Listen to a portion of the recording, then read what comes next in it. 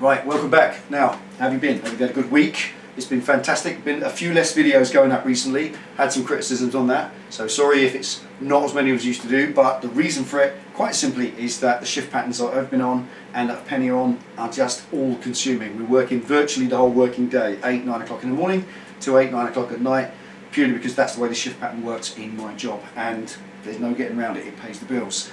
But today is a Sunday, it's 4 o'clock. We've had a fantastic day so far, haven't we, Penny? We have. We went out this morning and we met some of the new Idiot Collective, all new members on the forum, which was being Didn't know there were that many idiots around. We didn't know there were so many idiots out there. We've got 10 of us today. It was at a CAF, which is great. We started this forum, we said, with 71 people that were mostly dormant. There were about 20 of us that were active. And now we have 400 as of today, which is rather astonishing. So many idiots in one place. Fantastic. So thanks to all of you for joining the forum. Thanks for all the action that's on the forum, the great fun things that are going on, the fantastic threads. It's absolutely awesome. We're made up about it. We really are. It's the best thing that's happened to the channel and the forum all together for a long, long time. So we're really, really pleased about that. And the greatest thing for us is that we're starting to meet some of you.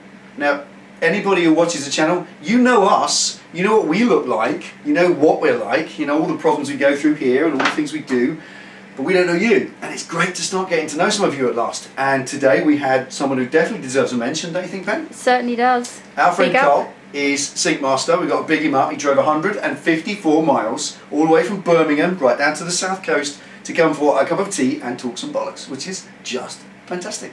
Amazing. Amazing. So thanks, Carl. You're an absolute legend. Cheers, mate. Hope to see you again soon. And to all the other people who came today, without mentioning everybody by name, it was just fantastic to see you. It really was. And we're going to do a lot more of that. That's exactly the intention. That's exactly how it's working. And we're going to make sure it continues to grow as well. And even if we can get to meet people from overseas, we've got Daft Peachy coming over for the Bulldog, haven't we? All the way from Gibraltar. We've got some guy who's the guy from Germany. Oh yes, Steve. Steve coming over from Germany, all to be with us for the Bulldog, so yeehaw! How well is that working? Fantastic. Right, down to business. Today I want to do a little bit on... Get to work. Get to work, yeah. Shut up, waffling monkey boy, and get on with it. Get on with it. Templates. Right, you saw in the last one of Project Bashplate, we made some templates, some templatage, and that pretty much was kind of what we did. There, it goes that way, doesn't it? It's like a stealth plane. Yeah, here's one I made earlier. So that's kind of where we were going with this bashplate thing, but that was really an exercise in the area of steel required, and we found out what we need.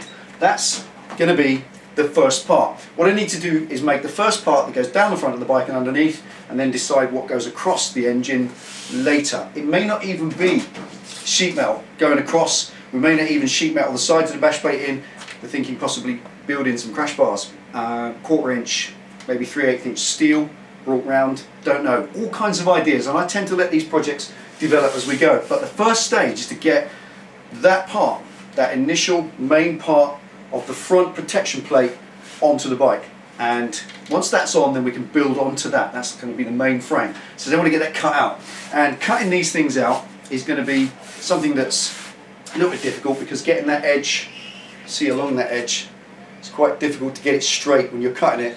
I haven't got the kind of machinery and stuff, because that's a curve. Both of these, I put it on the bike and I just drew down it. So it is a curve. It curves in and out, which is quite unusual. If I just looked at that, I'd have said it was a completely straight item. It isn't. It flares out at the base underneath the engine as it comes in there and back out at the top. So that's obviously the way the frame snakes around to hold everything in, and it's got to fit in that way. So there's no straight edges. Got the steel here. Got this 16 gauge sheets from our good friend Engine 003. Thanks, John. And today's just a case of cutting this out. You know, it would be great if that was a straight edge, because I could put up against the edge and cut just one side. And obviously I don't want to make these things into a how-to. That's not what it's about. What I'm trying to say is this is how we do it. You can do it however you like. Personally, on this I'm going to use a jigsaw. A jigsaw, because this is 16 gauge steel, it's quite thick, and in that sense a disc cutter would just make howling noise. We do live in a residential area. It is 4 o'clock on a Sunday afternoon. It is unacceptable to make that kind of noise, and I don't want to be doing that. So The jigsaw's a lot quieter, still noisy, but it's nothing like that screaming sound you get from a disc cutter. Also, it doesn't make any sparks and fuss and mess. We've got two lovely bikes and one pile of crap in here, and obviously it's very easy with sparks flying around to get damage to the bikes. I don't know if we'll cover them all up and everything, and when you're finished you're sweeping up 8 tons of filings. But the jigsaw is amazing. So stick around and stay tuned. I'm going to show you how much cleaner and smoother and safer and easier to use a jigsaw is. Okay, before I do anything, obviously I've got to draw around the template, and the template isn't straight. There's kind of curves to it, where just the way cutting it out, because it's a really thick card.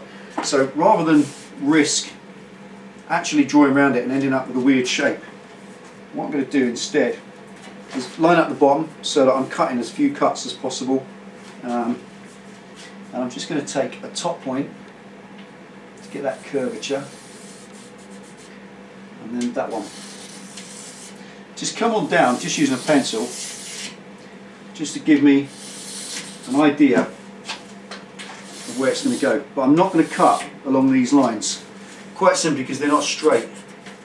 So draw around that first. That's that done with. Now is a case of coming along from where there's a little curve at the top which will come in, but putting that on there you can see where it's not straight. So just come along it with a ruler and straighten out those lines, and that's straight to there, and then we're into that curve. Now when I get to this and it's cut out and it's on the job, I can just use a lapper to get a nice edge in it. But where it is straight, I'm just taking every opportunity to get it as good as possible to follow the jigsaw with. Now if this was just thin steel like 20 gauge or 22 gauge, I'd probably be just using, I would imagine, probably just use snips for this.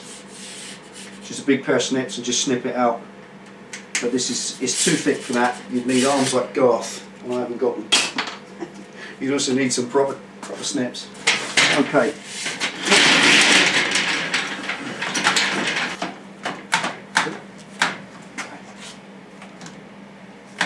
Right.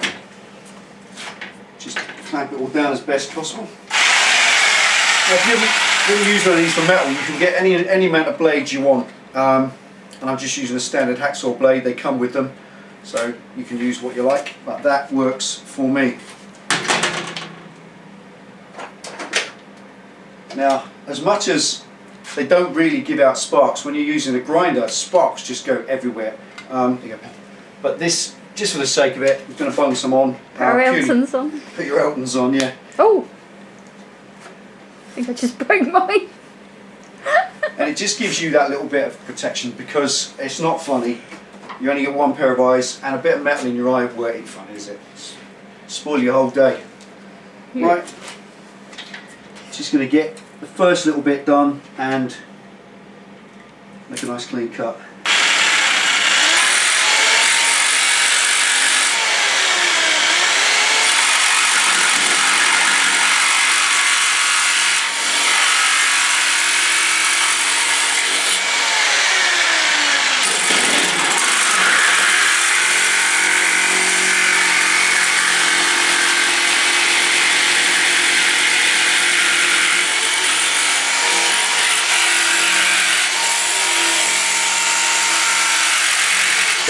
This is the difference between a hacksaw blade in a jigsaw and a disc, certainly where the noise is concerned.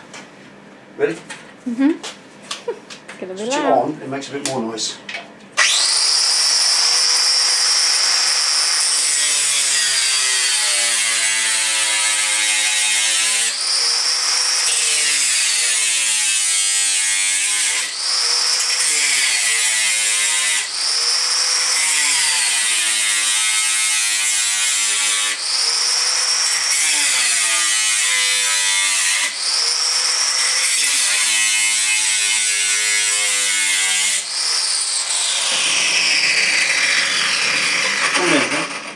You can see straight away it's a lot noisier and messier. But look at the difference. That there is the cut that the hacksaw makes. Alright, it's a bit wobbly because I went in at a funny angle.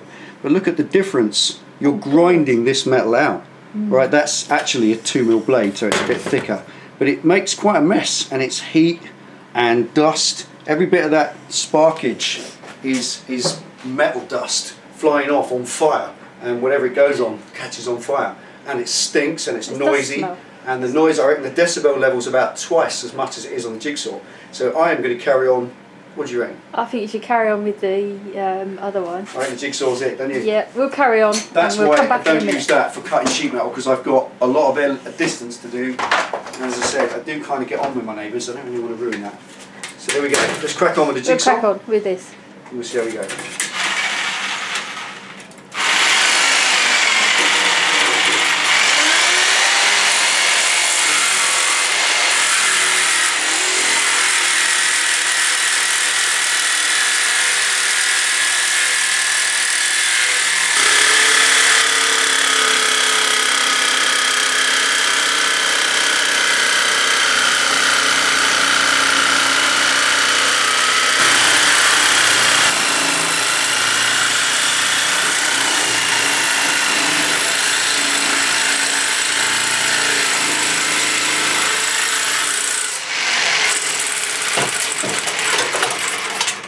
First off cut.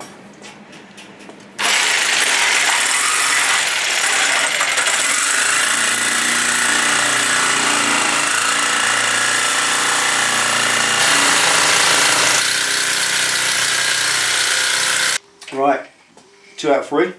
Slow old process, but taking your time, there's so much less fuss.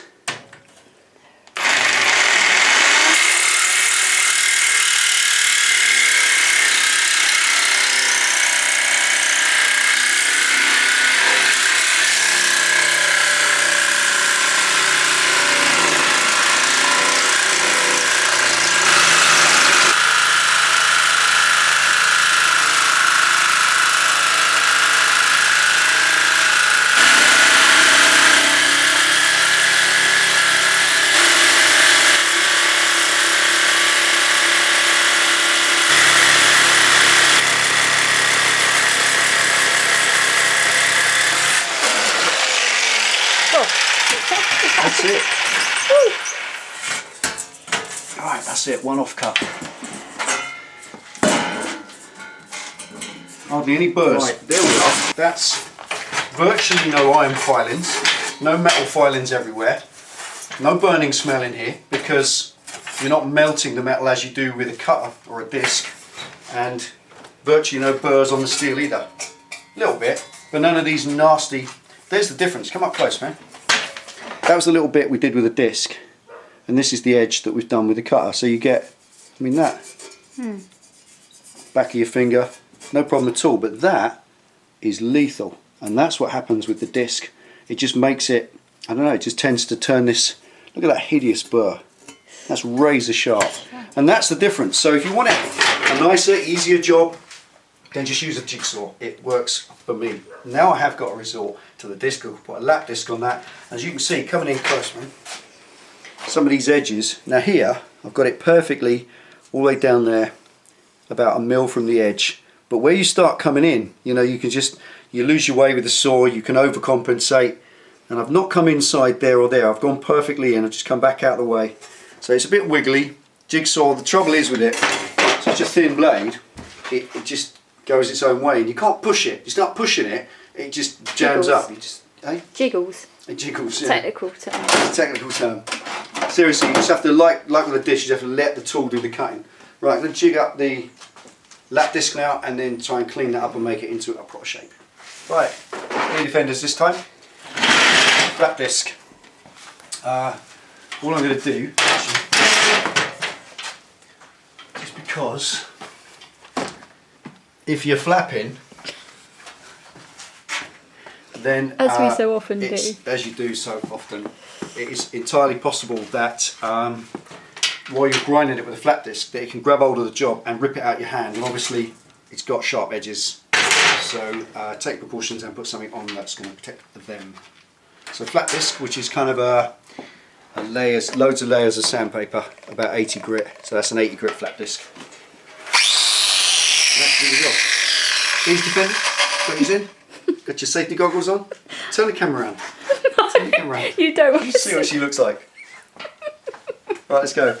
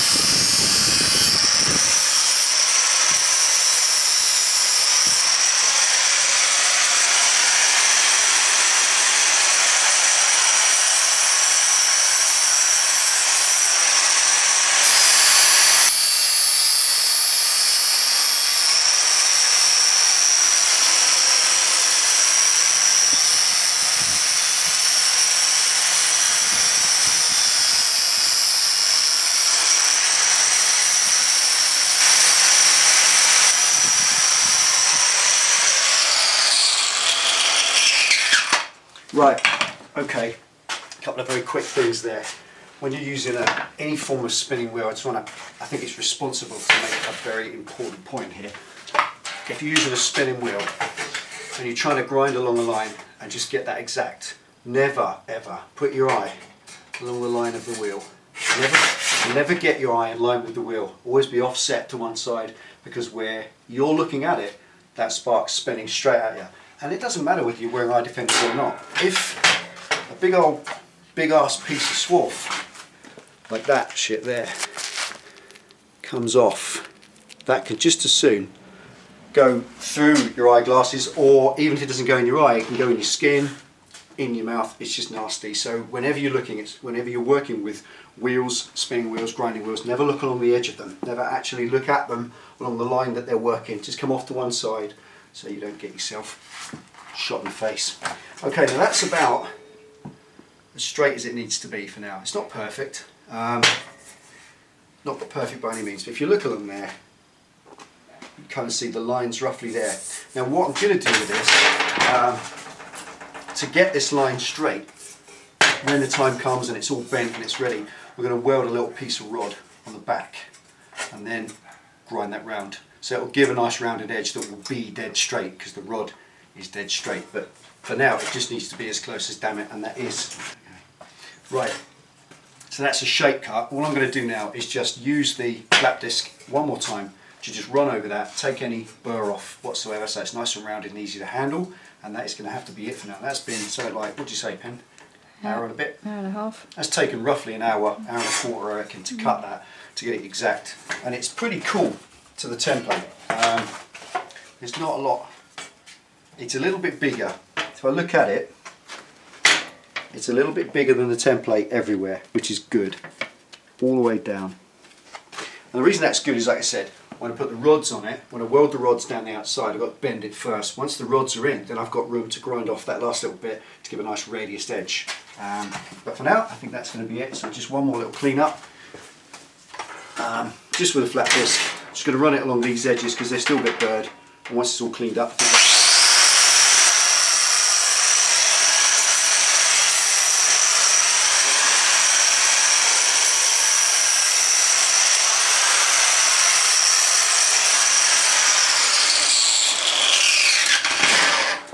on that. she's done. For today. Oh dear, it burnt out. Right, there we are. Not much achieved, you would think, but there we are. One panel cut, shaped, and finessed to as close as it needs to be for the next stage, which is curving it into shape, drill a hole in the top, and start to tack weld the rods along the side to hold it in that shape and give it some 3D strength. At the minute, it's just a flap of metal, and that's no good for a bash plate. It's got to be a little bit something more than that. So the next one of those will be in the week on Wednesday when I've got time to actually come in the garage and take my time and make a good job of it. The reason I want to do this properly is that it's my Triumph. It's not wrap work for the Bandit pile. This is the Triumph. I bought this bike new just 6 months ago. Anything I bolt on that, I want it to be worthy of a new bike. So this is really a fine project. It's got to be something that's a fine finish. It's not just a bodge. I can't afford to take any chances of making it look rubbish because I think you just make yourself look rubbish. So there we are, that's that for now. Took the time, hour and a quarter, hour and a half roughly, to get that cut out and shaped into that, and that's just how long it goes on. Sometimes projects do take a long time. That is why, as I've always said, handmade, hand-built choppers, they cost £60,000-70,000 or dollars for a reason. They take hundreds and hundreds of hours. That's been an hour and a half just to cut a sheet panel out. Okay, so there we are. Quick Q&A, Pen? Thank you for your questions. Thank you. Absolutely. About Q&A. 60, 70 questions so far. Amazing. 60, 66 questions, I think, roughly. I think so we've got what we're going some to do is we're going to chop them up into 3 videos. Your criticisms in the past were very good. We agreed very much with what you said, that an hour and a half is way too long for a video. So we're going to make them about 45 minutes. Mr. Dyson's coming over next weekend.